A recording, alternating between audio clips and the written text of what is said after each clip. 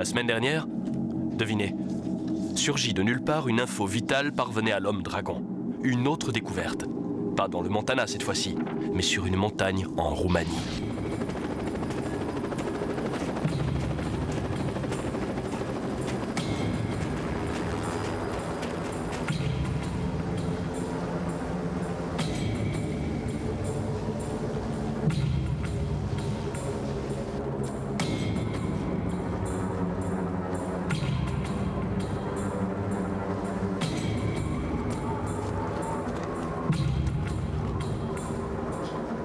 Des skieurs hors piste étaient tombés dans un entrelac de grottes de glace. Et ils avaient fait une découverte horrible.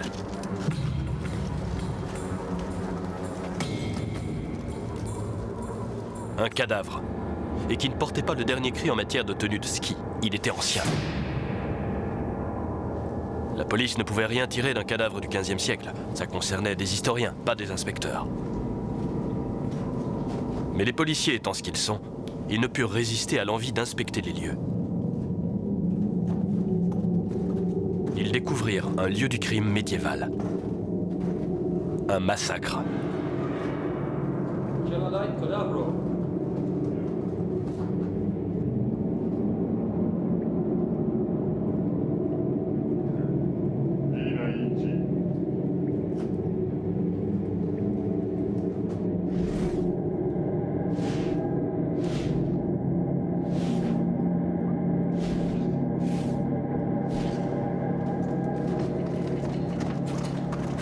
S'enfoncèrent encore plus dans la grotte et le regrettèrent rapidement. Je ne sais pas comment on dit dragon en roumain, mais quelqu'un prononça le mot.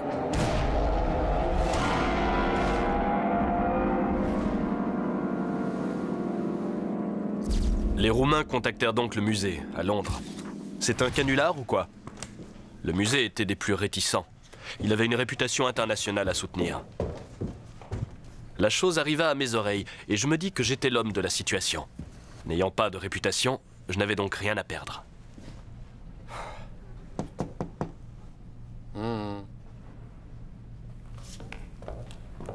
Vous avez vu les photos? Tous les membres du département ont vu ces photos. Et alors? Ma foi, les autorités roumaines ont officiellement sollicité l'aide du musée, lequel doit le plus discrètement possible statuer sur la découverte qui les a mis dans tous leurs états. Ils ignoraient de quoi il s'agit et nous aussi. Pourrais-je y aller? Comme représentant du musée.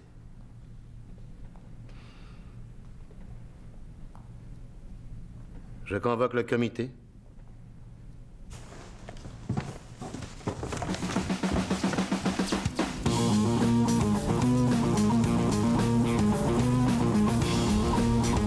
Et me voilà, en compagnie de 2 jeunes membres prometteurs de notre immense maison qui me considèrent comme un hurluberlu patenté.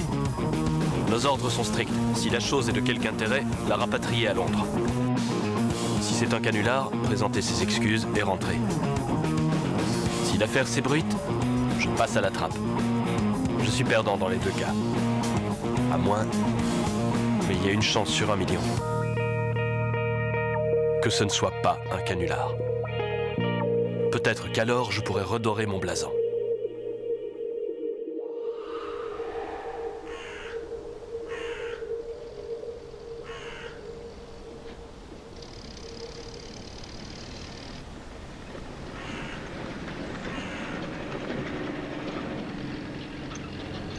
Ça commençait très mal. Ils avaient tout extrait de la montagne. Qui sait quel indice ils avaient pu compromettre?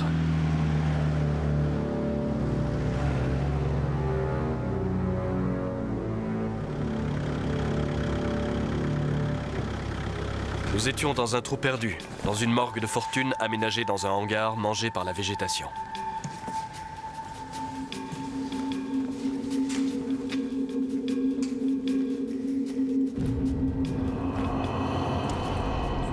La thèse officielle voulait que les corps aient été noircis par la glace. Mais je m'interroge. Demandez-moi mon avis et je vous donnerai une toute autre version. Mais je me mêle de mes affaires. Ma tâche m'attend, derrière cette bâche.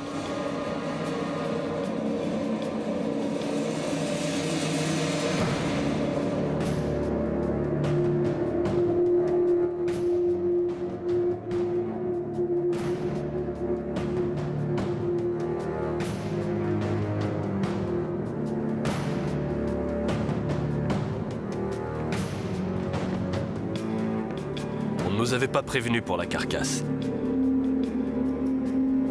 C'est imposant. Je comprends pourquoi les Roumains ont été cachotiers. Je devrais faire de même si j'avais une once de bon sens. C'est forcément un canular. Non ?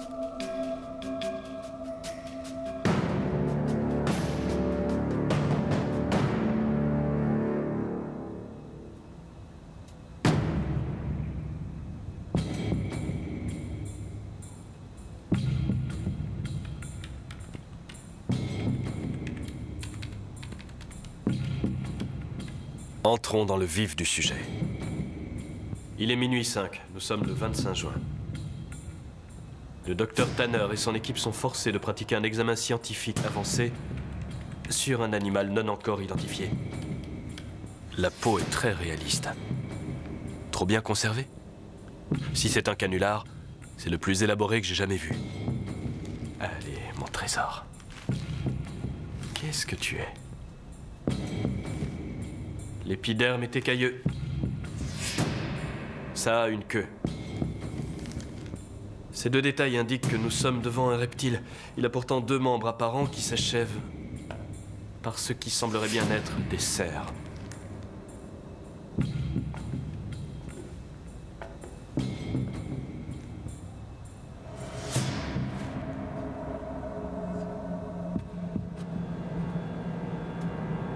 Ce sont les caractéristiques générales.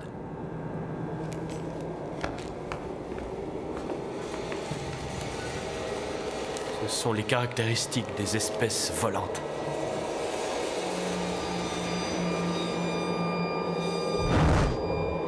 Cette chose pouvait-elle vraiment voler ?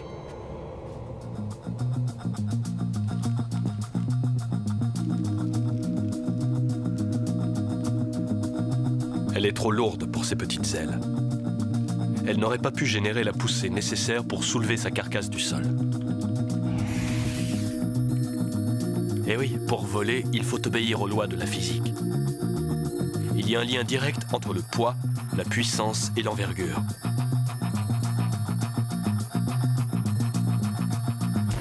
Les mensurations des ailes nous donnent une envergure de moins de 10 mètres. C'est insuffisant. Cette créature a l'air étudiée pour voler. Tous les éléments sont réunis, mais bizarrement, quelque chose cloche. Estimation du poids? À vue de nez, dans les 480 kilos. Peut-être 500 kilos. Il va détester ça. Non, ne me dis pas. Le quotient L surpoids est insuffisant pour qu'il puisse voler, c'est ça? Il est trop lourd. Une créature ailée qui ne pouvait pas voler. Il y avait de quoi être troublé. 2 semaines ont passé depuis que sa mère l'a sauvé du tyrannosaure. Et le jeune dragon a des ennuis. Sa mère est morte. Sa blessure à l'aile s'étant avérée fatale. Il ne sait pas voler. Et sans personne pour aller chasser pour lui, il mourra lui aussi. L'odeur de la carcasse de sa mère attire des charognards. Pour l'instant, il n'y a que des ptérosaures. Mais qui sait quelles autres créatures seront attirées par l'odeur? Ce dragon a perdu sa mère à un moment délicat. Il doit apprendre coûte que coûte à voler tout seul avant qu'il ne soit trop tard. Et s'il parvient à décoller, ce sera grâce à l'un des plus incroyables tours de force de la nature.